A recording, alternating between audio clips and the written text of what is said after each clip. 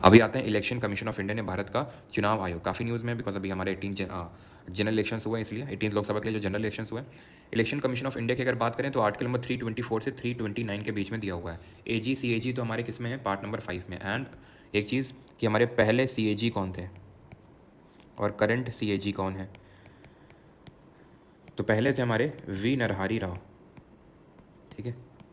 And current में hint देता हूँ, मैं बताऊँगा नहीं, हिंट देता हूँ मैं आपको। इनको रिसेंटली अभी WHO that is World Health Organization का जो पूरा डेटा है उसको ऑडिट करने के लिए इनको अपॉइंट किया गया है। बताइए उनका नाम क्या है, ठीक है।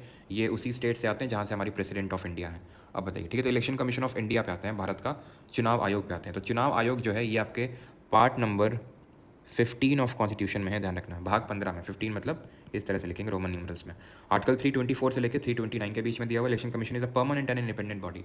परमानेंट बॉडी और इंडिपेंडेंट बॉडी। अब इंडिपेंडेंस तो कहीं ना कहीं इसकी अब थोड़ी सी रिस्ट्रिक्ट हो चुकी है। ये मैंने आपको अभी SSC JEE का जो करंट अफेयर्स का लेक्चर लिया तो उसमें बताया था किस तरह से इलेक्शन कमीशन का जो एक्ट 1991 का उसमें अभी अमेंडमेंट्स प्रपोज किया, अमेंडमेंट्स हो चुके हैं, जिसके तहत election commission, chief election commissioner और इलेक्शन कमीशन ऑफ जो अदर इलेक्शन कमिश्नर्स हैं उनको एक सिलेक्शन कमिटी अपॉइंट करेगी और उस सिलेक्शन कमिटी में होंगे प्रधानमंत्री, एक कैबिनेट यूनियन कैबिनेट मिनिस्टर और लीडर ऑफ अपोजिशन, ठीक है। और इनकी सैलरी जो पहले सुप्रीम कोर्ट के जज की इक्विवेलेंट होती थी अभी वो कैबिनेट मिनिस्टर की इक्विवेलेंट हो गई है, यानी कि उसको पार्लियामेंट चेंज कर सकता है इनकी सैलरी को। तो थोड़ा सा इंडिपेंडेंस तो अब उतनी नहीं रही। It is common to both central and state government.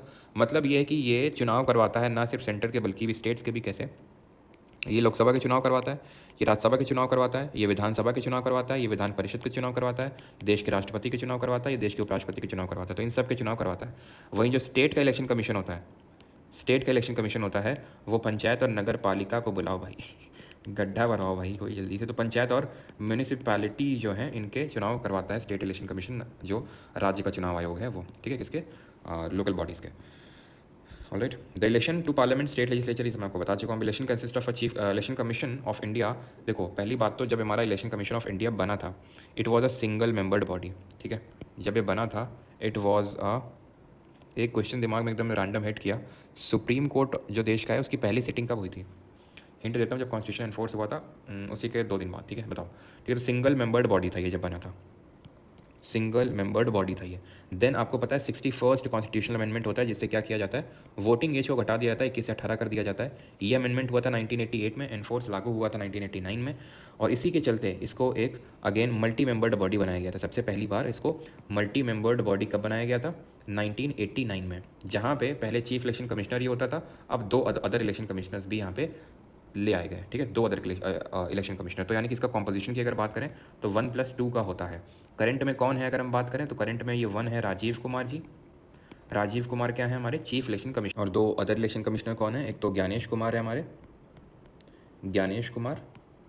और दूसरे कौन है, चलो आप बताओ। SSS, हिंट है आपके लिए, SSS बताओ, ठीक है। अभी यहाँ पे आते हैं, अपॉइंटेड बाय द प्रेसिडेंट, राष्ट्रपति इनकी अपॉइंटमेंट करता है, नियुक्ति करता है। टर्म की अगर बात करें 6 ईयर्स और 65 ईयर्स, जैसे कि कैग में तो हमने देखा।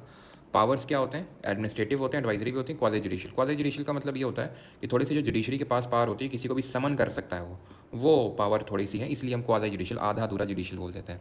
रिमूवल की अगर बात करें जैसे कैग का होता है, सेम है सुप्रीम कोर्ट जज। Security of tenure is provided by the for the chief election commissioner. As such बहुत ज़्यादा तो इंडिपेंडेंट बॉडी नहीं रही, लेकिन ठीक है। आगे बढ़ते हैं फाइनेंस कमीशन ऑफ इंडिया पे, यानी कि भारत का। और एक चीज़, ये जो यहाँ पे आर्टिकल लिखे हैं ये आपके इलेक्शन कमीशन ऑफ इंडिया से एसोसिएटेड आर्टिकल्स ही हैं। एरो यहाँ पे गलत लग गया है, मैं इसको सही करवा दूंगा। तो यहाँ पे ध्यान दीजिएगा, आर्टिकल 324 से 329 बात करते हैं इलेक्शन कमीशन ऑफ इंडिया की।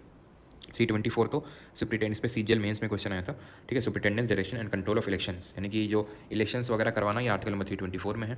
No person to be ineligible for inclusion in the electoral roll only on ground of religion, race, caste, sex और प्लेस ऑफ बर्थ। यानी कि 325 अनुच्छेद ये बोलता है कि जो इलेक्टोरल लिस्ट होती है उसमें किसी को इस बात को कह के एक्सक्लूड नहीं किया सकता है या फिर इंक्लूड करने से मना नहीं किया सकता है कि वो इस रिलीजन से, इस रेस से, इस कास्ट से। 326 की अगर बात करें election to the Lok Sabha and legislative assembly की बात करता है 326। 327 की अगर बात करें power of parliament to make provision with respect to the elections to legislature, यानी किस तरह से इलेक्शन करवाए जाएंगे उसको लेकर पावर है। और देखो ऐसा नहीं कि सारे रटने हैं, ठीक है, एक दो याद कर लो, बाकी तो आप ऑप्शन एलिमिनेशन से भी कर लोगे ना। 329 आखिरी वाला याद कर लो और शुरू के 2 याद कर लो, खत्म। Bar to interference by courts in electoral matters, यानी कि जो इलेक्टोरल मैटर्स है इसमें कोर्ट इंटरफेयर नहीं कर सकते हैं, इसमें मामले में दखलंदाजी कोर्ट नहीं कर सकते हैं, ठीक है। तभी आपने देखा होगा जब इलेक्शन कमीशन ऑफ इंडिया के बाद